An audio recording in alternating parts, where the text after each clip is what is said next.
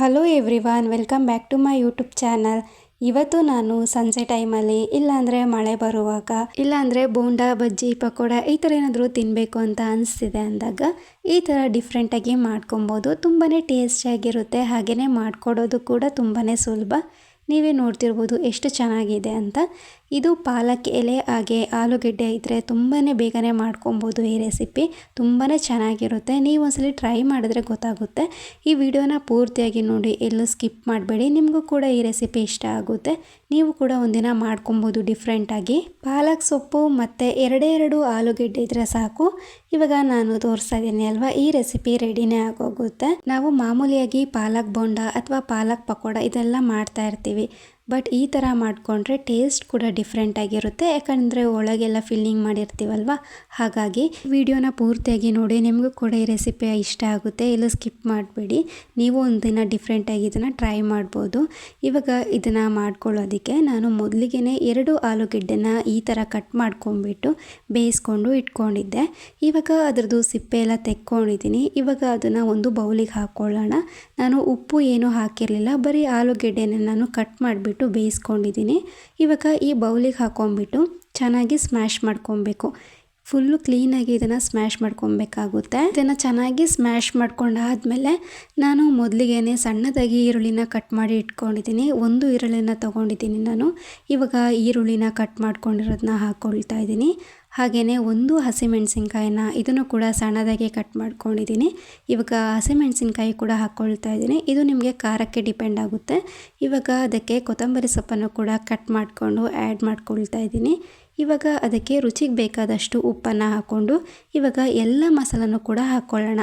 ಮೊದಲಿಗೆ ಗರಂ ಮಸಾಲಾನ ಹಾಕ್ಕೊಳ್ತಾ ಇದ್ದೀನಿ. ವಿಡಿಯೋ ನೋಡಿದ್ರೆ ನಿಮಗೆ ಗೊತ್ತಾಗುತ್ತೆ 2 ಆಲೂಗೆಡ್ಡೆಗೆ ಎಷ್ಟೆಷ್ಟು ಮಸಾಲ ಹಾಕ್ಕೊಳ್ತಾ ಇದ್ದೀನಿ ಅಂತ. ಆಮೇಲೆ ಚಿಲ್ಲಿ ಪೌಡರನ್ನು ಹಾಕ್ಕೊಳ್ತಾ ಇದ್ದೀನಿ. ನಿಮಗೆ ಖಾರಕ್ಕೆ ನೋಡಿ ಹಾಕ್ಕೊಬೇಕಾಗುತ್ತೆ. ಆಮೇಲೆ ಮೆಣಸಿನ ಪುಡಿ ಹಾಕ್ಕೊಳ್ತಾ ಇದ್ದೀನಿ. ಎಲ್ಲ ಸ್ವಲ್ಪ ಹಾಕ್ಕೊಳ್ತಾ ಇದ್ದೀನಿ ನಾನು. ಆಮೇಲೆ ಜೀರಿಗೆ ಪುಡಿ ಸ್ವಲ್ಪ, ಹಾಗೆಯೇ ಧನಿಯಾ ಪುಡಿ ಸ್ವಲ್ಪ, ಇಷ್ಟನ್ನು ಹಾಕ್ಕೊಂಡ್ಬಿಟ್ಟು ಲಾಸ್ಟಿಗೆ ಒಂದು ಅರ್ಧ ಸ್ಪೂನ್ ಆಗೋಷ್ಟು ಚಿಲ್ಲಿ ಫ್ಲೇಕ್ಸನ್ನು ಹಾಕ್ಕೊಳ್ತಾ ಇದ್ದೀನಿ. ಇಷ್ಟೇ ಹಾಕ್ಕೊಳ್ಳೋದಕ್ಕೆ, ಇದಕ್ಕೆ ಜಾಸ್ತಿ ಏನು ಇಂಗ್ರೀಡಿಯೆಂಟ್ಸ್ ಕೂಡ ಇಲ್ಲ. ಇವಾಗ ಇದನ್ನು ಚೆನ್ನಾಗಿ ಮಿಕ್ಸ್ ಮಾಡ್ಕೊಬೇಕು. ಎಲ್ಲನೂ ಕೂಡ ಚೆನ್ನಾಗಿ ಮಿಕ್ಸ್ ಮಾಡ್ಕೊಂಬಿಟ್ಟು ಇವಾಗ ಇದನ್ನು ಸೈಡಲ್ಲಿ ಎತ್ತಿಟ್ಕೊಳ್ತಾ ಇದ್ದೀನಿ. ಇವಾಗ ಹಿಟ್ಟನ್ನು ಕಲಿಸ್ಕೊಳ್ಳೋದಕ್ಕೆ ಒಂದು ಬೌಲಿಗೆ ಇವಾಗ 2 ಬೌಲ್ ಆಗುವಷ್ಟು ಕಡಲೆ ಹಿಟ್ಟನ್ನು ತೊಗೊಂಡಿದ್ದೀನಿ. ಸ್ವಲ್ಪ ಜಾಸ್ತಿನೇ ಬೇಕಾಗುತ್ತೆ, ಯಾಕಂದರೆ ನಾವು ಹಿಟ್ಟನ್ನು ಸ್ವಲ್ಪ ಗಟ್ಟಿಯಾಗೆ ಮಾಡ್ಕೊಳ್ತೀವಿ. ಹಾಗಾಗಿ ಇವಾಗ ಅದಕ್ಕೆ ರುಚಿಗೆ ಬೇಕಾದಷ್ಟು ಉಪ್ಪು, ಹಾಗೆಯೇ 1 ಸ್ಪೂನ್ ಆಗುವಷ್ಟು ಜೀರಿಗೆನ ಹಾಕ್ಕೊಳ್ತಾ ಇದ್ದೀನಿ. ಇವಾಗ ಹಾಗೆಯೇ ಇದನ್ನು ಚೆನ್ನಾಗಿ ಮಿಕ್ಸ್ ಮಾಡ್ಕೊಂಬಿಟ್ಟು ಅದಾದಮೇಲೆ ನೀರನ್ನು ನೋಡಿ ಹಾಕ್ಕೊಬೇಕಾಗುತ್ತೆ. ಸ್ವಲ್ಪನೇ ನೋಡಿ ಹಾಕ್ಕೊಳ್ಳಿ. ನೀರನ್ನು ಹಾಕ್ಕೊಂಬಿಟ್ಟು ಇದನ್ನು ಚೆನ್ನಾಗಿ ಮಿಕ್ಸ್ ಮಾಡ್ಕೊಬೇಕು. ನಾನು ಬೀಟರಲ್ಲೇ ಇದನ್ನು ಮಿಕ್ಸ್ ಮಾಡ್ಕೊಳ್ತಾ ಇದ್ದೀನಿ. ಚೆನ್ನಾಗಿ ಇದನ್ನು ಮಿಕ್ಸ್ ಮಾಡ್ಕೊಂಬಿಟ್ಟು ಇದು ಕೂಡ ರೆಡಿ ಆಯಿತು. ಇವಾಗ ಸೈಡಲ್ಲಿ ಇಟ್ಕೊಳ್ಳೋಣ. ನಾನು ತೋರಿಸ್ತಾ ಇದ್ದೀನಿ ನೋಡಿ, ಈ ಥರ ಗಟ್ಟಿಯಾಗಿ ಕಲಸಿಟ್ಕೊಂಡಿದ್ದೀನಿ ನಾನು. ಜಾಸ್ತಿ ಏನು ತೆಳ್ಳಗೆ ಮಾಡ್ಕೊಂಡಿಲ್ಲ.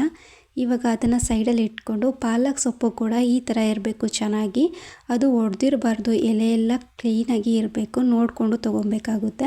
ಎಲೆ ಚೆನ್ನಾಗಿದ್ದರೆ ಮಾತ್ರ ಇದನ್ನು ಮಾಡೋದಕ್ಕಾಗೋದು. ಎಲೆ ಏನಾದರೂ ಒಡೆದಿದ್ರೆ ಮಾಡೋದಕ್ಕಾಗಲ್ಲ. ಇವಾಗ ನಾನು ತೋರಿಸ್ತಾ ಇದ್ದೀನಿ ನೋಡಿ, ಈ ಥರ ಎಲೆ ಆಗುತ್ತೆ.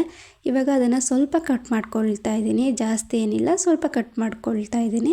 ನಾವು ಕ್ಲೀನಾಗಿ ಎಲೆನ ಕಟ್ ಮಾಡ್ಕೊಬೇಕು. ಎಲ್ಲನೂ ಕೂಡ ಈ ಥರ ಕಟ್ ಮಾಡ್ಕೊಂಡಿದ್ದೀನಿ ನೋಡಿ, ತೋರಿಸ್ತಾ ಇದ್ದೀನಿ ಎಷ್ಟಕ್ಕೆ ಕಟ್ ಮಾಡ್ಕೊಂಡಿದ್ದೀನಿ ಅಂತ. ದೊಡ್ಡ ಎಲೆ ಆದರೂ ಓಕೆ, ಸಣ್ಣದಾದರೂ ಓಕೆ, ಬಟ್ ಎಲೆ ಒಡೆದಿರಬಾರ್ದು. ಎಲೆ ಈ ಥರನೇ ಕ್ಲೀನಾಗಿ ಇರಬೇಕು, ನೋಡ್ಕೊಬೇಕಾಗುತ್ತೆ ಅದನ್ನು. ಇವಾಗ ನಾನು 1 ಎಲೆನ ತೊಗೊಳ್ತಾ ಇದ್ದೀನಿ ಮೊದಲಿಗೆ. ಅದಕ್ಕೆ ನಾನು ಆಲೂಗೆಡ್ಡೆನ ಮಿಕ್ಸ್ ಮಾಡಿ ಇಟ್ಕೊಂಡಿದ್ನಲ್ವ, ಇವಾಗ ಅದನ್ನು ಇದಕ್ಕೆ ಫಿಲ್ ಮಾಡಬೇಕು. ಎಲೆ ಎಷ್ಟಿದೆಯೋ ಅಷ್ಟಕ್ಕೂ ನಾನು ಇದನ್ನು ಫಿಲ್ ಮಾಡ್ತಾ ಇದ್ದೀನಿ. ಇವಾಗ ಎಲೆ ಫುಲ್ ಇದನ್ನು ಹಚ್ಕೊಬೇಕು. ಎಲೆ ಎಷ್ಟಿದೆಯೋ ಅಷ್ಟಕ್ಕೂ ಕೂಡ ಇದನ್ನು ಹಚ್ಕೊಬೇಕು. ಇವಾಗ ಇನ್ನೊಂದು ಎಲೆ ತೊಗೊಂಡಿದ್ದೀನಿ ನೋಡಿ. ಇವಾಗ ಇನ್ನೊಂದು ಎಲೆಯಿಂದ ಇದನ್ನು ಕ್ಲೋಸ್ ಮಾಡ್ಕೊಬೇಕು. ಇದ್ರ ಮೇಲೆ ಈ ಥರ ಕ್ಲೋಸ್ ಮಾಡ್ಕೊಂಬಿಟ್ಟು ಲೈಟಾಗಿ ಇದನ್ನು ಪ್ರೆಸ್ ಮಾಡ್ಕೊಬೇಕು, ಇಲ್ಲಾಂದರೆ ಬಿಟ್ಟೋಗುತ್ತೆ. ಹಾಗಾಗಿ ಸ್ವಲ್ಪ ಲೈಟಾಗಿ ಇದನ್ನು ಕೈಯಲ್ಲೇನೆ ಈ ಥರ ಪ್ರೆಸ್ ಮಾಡ್ಕೊಬೇಕು. ಇವಾಗ ಎಲ್ಲನೂ ಕೂಡ ಇದೇ ಥರ ಮಾಡ್ಕೊಂಡಿದ್ದೀನಿ, ತೋರಿಸ್ತಾ ಇದ್ದೀನಿ ನೋಡಿ. ಕ್ಲೀನಾಗಿ ಈ ಥರ ಇರಬೇಕು. ಇವಾಗ ಎಲ್ಲನೂ ಕೂಡ ಈ ಥರ ರೆಡಿ ಮಾಡ್ಕೊಂಬಿಟ್ಟು ಒಂದು ಪ್ಲೇಟಲ್ಲಿ ಇಟ್ಕೊಂಬಿಟ್ಟು ಇವಾಗ ಎಣ್ಣೆ ಕಾಯೋಕೆ ಇಟ್ಕೊಂಬಿಟ್ಟು ನಾನು ಮೊದಲಿಗೆ ಹಿಟ್ಟನ್ನು ಕಲಸಿ ಇಟ್ಕೊಂಡಿದ್ನಲ್ವ ಅದಕ್ಕೆ ಮಾಮೂಲಿ ನಾವು ಬಜ್ಜಿ ಬೋಂಡ ಎಲ್ಲ ಮಾಡೋ ಥರ ಇದನ್ನು ಕೂಡ ಇದಕ್ಕೆ ಅದ್ಬಿಟ್ಟು ಆಮೇಲೆ ಎಣ್ಣೆಗೆ ಹಾಕಿ ಫ್ರೈ ಮಾಡ್ಕೊಳ್ಳೋದು. ತುಂಬಾ ಸಿಂಪಲ್ ರೆಸಿಪಿ. ಸಂಜೆ ಟೈಮಲ್ಲಿ ಆರಾಮಾಗಿ ಇದನ್ನು ಮಾಡ್ಕೊಂಡು ತಿನ್ಕೊಬೋದು. ತುಂಬಾ ಟೇಸ್ಟಿಯಾಗಿರುತ್ತೆ. ನೀವು ಒಂದ್ಸಲ ಟ್ರೈ ಮಾಡಿ ಮಾಮೂಲಿ ಬೋಂಡ ಎಲ್ಲ ಮಾಡೋದಕ್ಕಿಂತ. ನಿಮಗೂ ಕೂಡ ಈ ರೆಸಿಪಿ ಇಷ್ಟ ಆಗಿದೆ ಅಂತ ಅಂದ್ಕೊಳ್ತೀನಿ. Thank you for watching.